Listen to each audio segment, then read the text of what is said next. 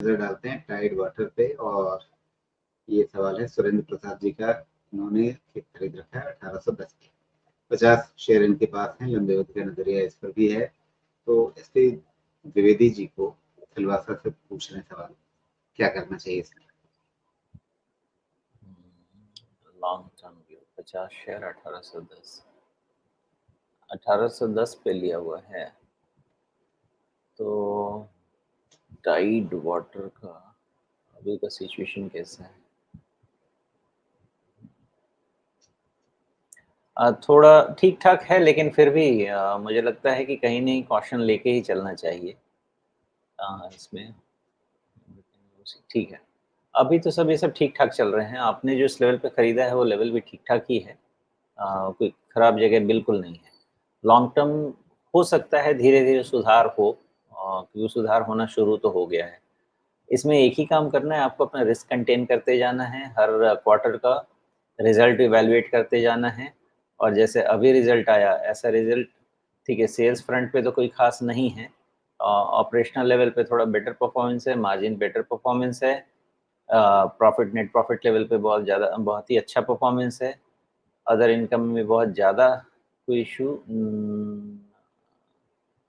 Income normal नहीं, other income में भी कोई इशू नहीं है। तो इस तरह का परफॉर्मेंस चलेगा ना, तो आपका टाइड वाटर भी ठीक ठाक ही रहेगा ओवर लॉन्ग टर्म।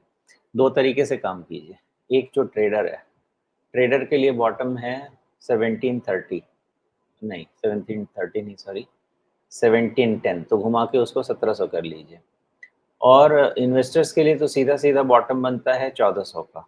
आप डिसाइड कर लीजिए क्या करना है, बिकॉज ये लंबे समय का लंबे रेस का घोड़ा साबित हो सकता है। इसमें यहाँ से बहुत ओवरबॉट है तो करेक्शन होना चाहिए। वो करेक्शन हो सकता है 1870 से लेके 1750, ये रेंज में कहीं पे भी करेक्शन खत्म होगा, उसका अंदाजा नहीं है मुझे।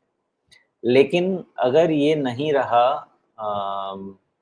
1700 वाला बॉटम, तो करेक्शन बहुत शार्प होगा, बहुत शार्प या बहुत डीप होगा, ये कह सकते हैं। और फिर ध्यान रखना होगा कि नीचे कहाँ पे स्टेबलाइज होता है।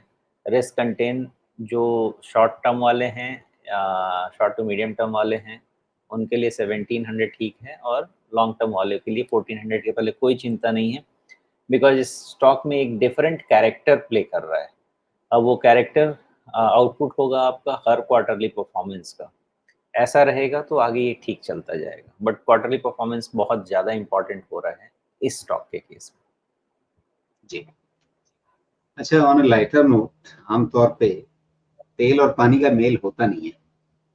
यहाँ पे मैं देख रहा हूँ टाइड वाटर ऑयल, मतलब मामला क्या है। हाँ, हाँ, ये लोग लुब्रिकेंट्स बनाते हैं ना राजीव जी, तो लुब्रिकेंट बोल में रहे तो मेरे पानी होता नहीं है। इनके नाम में पानी क्या पानी। कर रहा है। अब ये तो वही बताएं कि ये किस कारण से इन्होंने उसमें पानी लगाया है, टाइड वाटर ऑयल। हो नहीं, इनका जरूर रिलेशनशिप होगा राजीव जी, पढ़ना पड़ेगा इनका एनुअल रिपोर्ट में। इनका थोड़ा सा ऊपर पढ़ेंगे समझ में आ जाए, बिकॉज हर चीज का, हर कंपनी का नाम कुछ सिग्निफाई करता है, ऐसा तो जरूर होता है।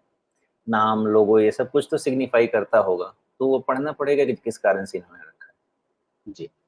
अच्छा, अब थोड़ा इस चार्ट को मैं एक मिसाल के तौर पे, एक उदाहरण के तौर पे रखते हुए आपसे, मतलब वो पाठशाला की तरफ आपको ले जाता हूँ। समझना क्या है कि एक शेयर है, मान लीजिए हम इस चार्ट को हम यहीं तक देखते हैं, ठीक है। एक शेयर है, बहुत बढ़िया चल रहा था। उसके बाद अचानक से बहुत तेज उछाल आई और उसके बाद उतना ही हमें शार्प रिएक्शन देखने को मिला। कुछ समय तक ये डाउन ट्रेंड बना रहा और यहाँ से फिर इसने वापस संभलना शुरू किया। अब मान लीजिए मैं यहाँ खड़ा हूँ मार्च के अंत में, ठीक है। अगर मैं मार्च के अंत में खड़ा हूँ, यहाँ देख रहा हूँ कि इसने अपना शायद एक बॉटम बनाया है। अभी मार्च के आगे का अप्रैल मई ये सब जो चाल बन रही है वो सब तो हमारे सामने है नहीं। हमारे सामने बस या 1 अप्रैल को मान लीजिए यहाँ हम इन स्तरों पर हैं, 1400 के नीचे थोड़ा सा।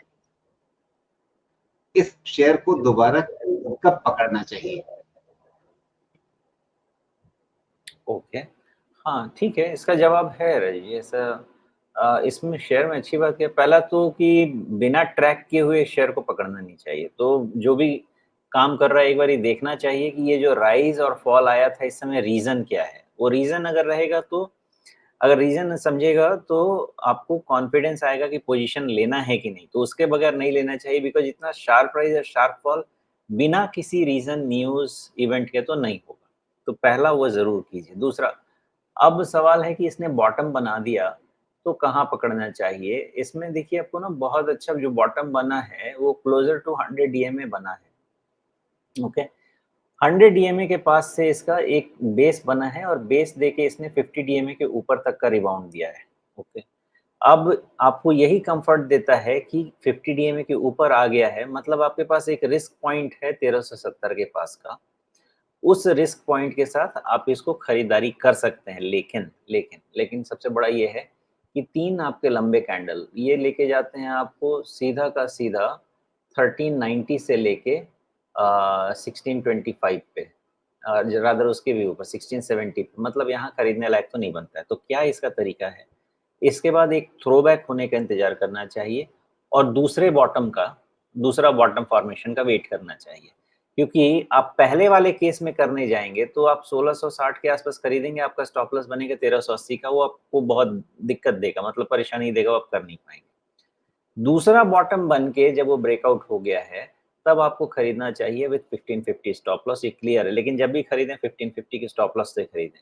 अगर आप यहाँ पे भी खरीदेंगे तो ये 1550 के स्टॉप लॉस से भी खरीदेंगे तो आपको ये सर्टेनिटी बढ़ती है, आपकी प्रोबेबिलिटी ऑफ सक्सेस बढ़ता है और आगे वाला आपका प्रॉफिट बनता जाएगा।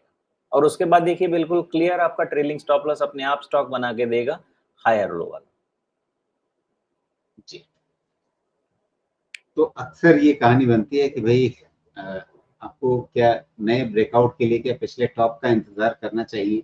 जैसे कुछ लोग ये सोचेंगे कि अच्छा जब तक ये 1830 पार नहीं करता तब तक इसको नहीं खरीदेंगे, लेकिन उतने में तो फिर काफी जर्नी इसने पार कर ली, काफी बढ़ाता आप उस इंतजार में छोड़ देंगे। तो आपको उतना इंतजार नहीं करना है क्या, सीधा सीधा मतलब ये है?